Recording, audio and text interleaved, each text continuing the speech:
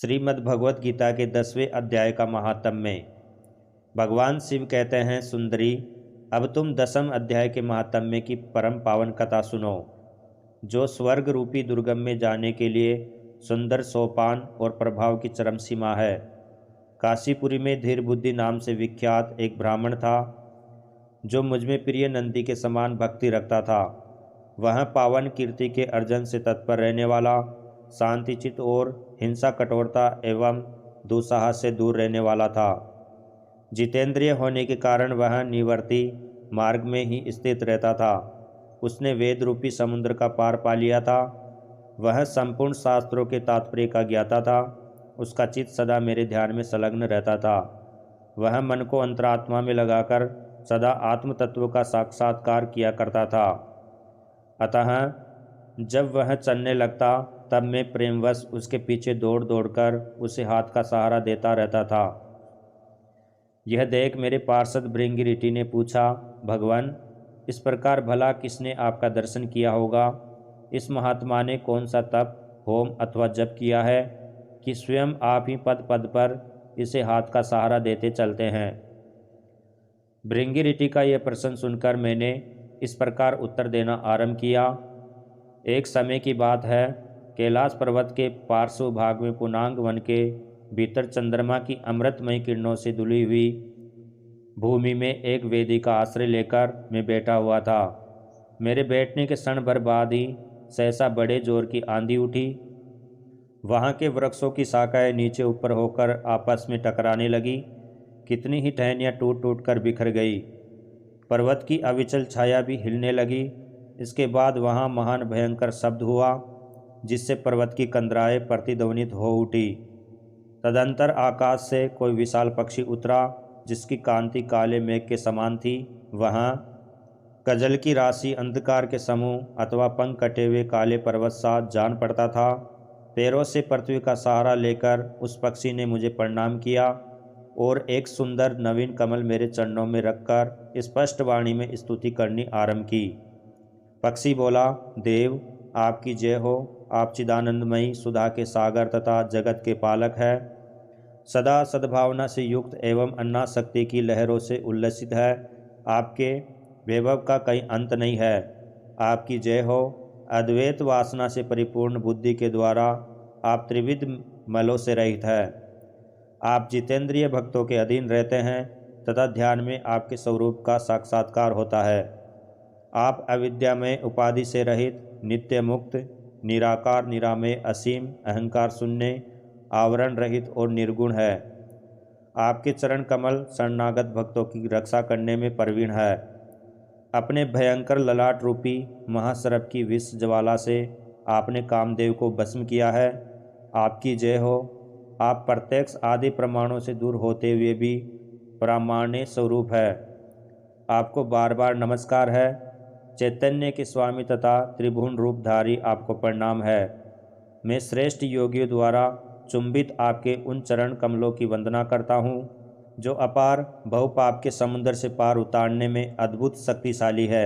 महादेव, साक्षात बृहस्पति भी आपकी स्तुति करने की धृष्टता नहीं कर सकते। सहस्त्र मुखों वाले नागराज शेष में भी इतनी चातुरी नहीं है कि वे आपके गुणों का वर्णन कर सके। फिर मेरे जैसे छोटी बुद्धि वाले पक्षी की तो बिसात ही क्या है।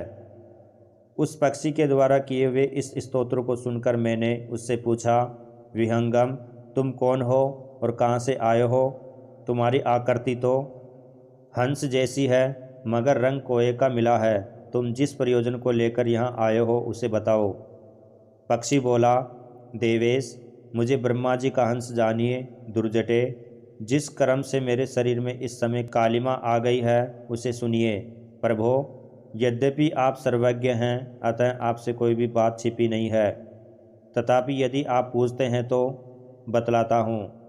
सौराष्ट्र सूरत नगर के पास एक सुंदर सरोवर है, जिसमें कमल लहलाते रहते हैं। उसी में से बाल चंद्रमा के टुकड़े जैसे श्वेत मृणालोके ग्रास लेकर मैं बड़ी तीव्र गति से आकाश में उड़ रहा था। उड़ते उड़ते सहसा वहाँ से पृथ्वी पर गिर पड़ा। जब होश में आया और अपने गिरने का कोई कारण नहीं देख सका तो मन ही मन सोचने लगा, अहो यह मुझ पर क्या आ पड़ा, आज मेरा पतन कैसे हो गया। पके हुए कपूर के समान मेरे श्वेत शरीर में यह कालिमा कैसे आ गई।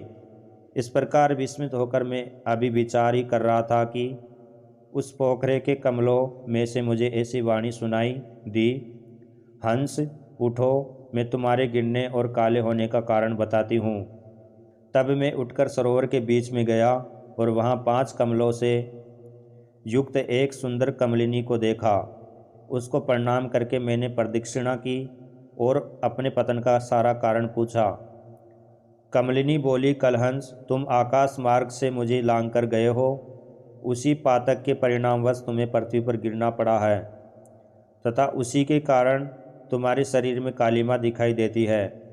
तुम्हें गिरा देख मेरे हृदय में दया भर आई और जब मैं इस मध्यम कमल के द्वारा बोलने लगी हूँ, उस समय मेरे मुख से निकली हुई सुगंध को सूंघकर 60,000 भंवरे स्वर लोक को प्राप्त हो गए हैं। पक्षीराज, जिस कारण मुझ में इतना वैभव, ऐसा प्रभाव आया है, उसे बतलाती हूँ, सुनो। इस जन्म से पहले तीसरे जन्म में मैं इस पृथ्वी पर एक ब्राह्मण की कन्या के रूप में उत्पन्न हुई थी।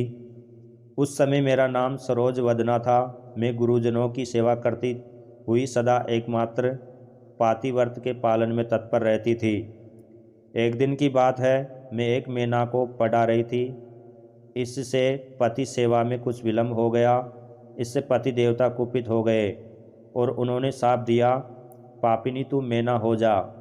मरने के बाद यद्यपि मैं मैना ही हुई, तथापि पातिव्रत के प्रसाद से मुनियों के ही घर में मुझे आश्रय मिला। किसी मुनि कन्या ने मेरा पालन पोषण किया। मैं जिनके घर में थी वे ब्राह्मण प्रतिदिन प्रातःकाल विभूति योग नाम से प्रसिद्ध गीता के 10वें अध्याय का पाठ करते थे और मैं उस पापहारी अध्याय को सुना करती थी। विहंगम काल आने पर मैं मैना का शरीर छोड़कर 10वें अध्याय के महात्म्य से स्वर्गलोक में अप्सरा हुई। मेरा नाम पद्मावती हुआ और मैं पद्मा की प्यारी सखी हो गई। एक दिन मैं विमान से आकाश में विचर रही थी। उस समय सुंदर कमलों से सुशोभित इस रमणीय सरोवर पर मेरी दृष्टि पड़ी और इसमें उतरकर ज्यों ही मैंने जल क्रीड़ा आरंभ की, त्यों ही दुर्वासा मुनि आदम के। उन्होंने वस्त्रहीन अवस्था में मुझे देख लिया। उनके भय से मैंने स्वयं ही एक कमलिनी का रूप धारण कर लिया। मेरे दोनों पैर 2 कमल हुए, दोनों हाथ भी 2 कमल हो गए और शेष अंगों के साथ मेरा मुख भी एक कमल हुआ। इस प्रकार मैं 5 कमलों से युक्त हुई। मुनिवर दुर्वासा ने मुझे देखा। उनके नेत्र क्रोधाग्नि से जल रहे थे। वे बोले, पापिनी, तू इसी रूप में 100 वर्षों तक पड़ी रह। यह शाप देकर वे क्षण भर में अंतर्ध्यान हो गए। कमलिनी होने पर भी विभूति योग्याध्याय के महात्म्य से मेरी वाणी लुप्त नहीं हुई है। मुझे लांघने मात्र के अपराध से तुम पृथ्वी पर गिरे हो। पक्षीराज, यहाँ खड़े हुए तुम्हारे सामने ही आज मेरे शाप की निवृत्ति हो रही है, क्योंकि आज 100 वर्ष पूरे हो गए। मेरे द्वारा गाए जाते हुए उस उत्तम अध्याय को तुम भी सुन लो। उसके स्मरण मात्र से तुम भी आज ही मुक्त हो जाओगे। यो कहकर पद्मिनी ने स्पष्ट एवं सुंदर वाणी में 10वें अध्याय का पाठ किया और वह मुक्त हो गई। उसे सुनने के बाद उसी के दिए हुए इस उत्तम कमल को लाकर मैंने आपको अर्पण किया है। इतनी कथा सुनाकर उस पक्षी ने अपना शरीर त्याग दिया। यह एक अद्भुत सी घटना हुई। वहीं पक्षी अब 10वें अध्याय के प्रभाव से ब्राह्मण कुल में उत्पन्न हुआ है। जन्म से ही अभ्यास होने के कारण शेषवावस्था में ही इसके मुख से सदा गीता के 10वें अध्याय का उच्चारण हुआ करता है। 10वें अध्याय के अर्थ चिंतन का यह परिणाम हुआ है कि यह सब भूतों में स्थित शंख चक्रधारी भगवान विष्णु का सदा ही दर्शन करता रहता है। इसकी स्नेहपूर्ण दृष्टि जब कभी किसी देहधारी के शरीर पर पड़ जाती है, तब वह चाहे शराबी हो, ब्रह्मत्यारा ही क्यों न हो, मुक्त हो जाता है तथा पूर्व जन्म में अभ्यास किए हुए 10वें अध्याय के महात्म्य से इसको दुर्लभ तत्वज्ञान प्राप्त है तथा इसने जीवन मुक्ति भी पा ली है। अतः जब ये रास्ता चलने लगता है तो मैं इसे हाथ का सहारा दिए रहता हूँ।